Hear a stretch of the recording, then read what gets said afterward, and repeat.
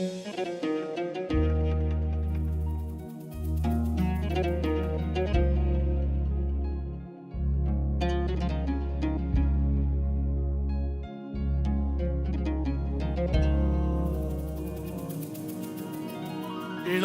alemin güzelliğin Əliyə göndərib o Zeynəbdir. Əliyə zinətinə nalisin hədiyyə göndərib o Zeynəbdir.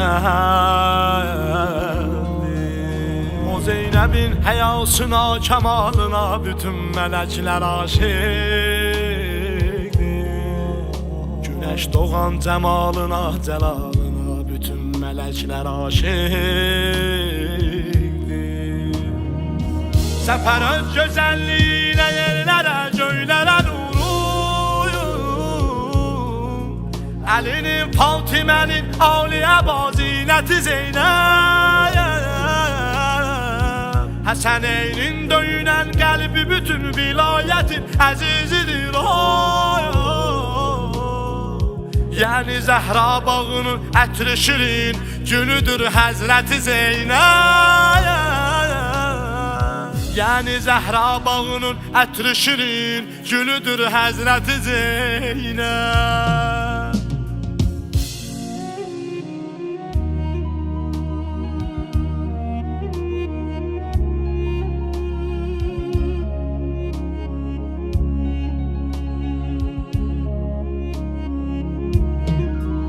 Xəzinələr dəfinəsində parlayan birincidir o Zeynəbdir.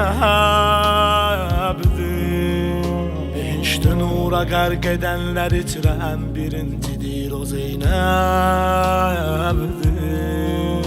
Təvəssül eyləyənlərin duasına vəsilədir bu aləmdə. Məğiz olan könüllərin şəfasına vəsilədir bu aləmdə. Səfərət gözəlliyinə yerlərə, göylərə nuruyum. Əlinin, Fatimənin, Aliyə bazinəti Zeynəb. Həsəneynin döyünən qəlbi bütün vilayətin əzizidir o. Yani Zəhra bağının ətri şirin gülüdür Həzrəti Zeynəb. Yani Zəhra bağının ətri şirin gülüdür Həzrəti Zeynəb.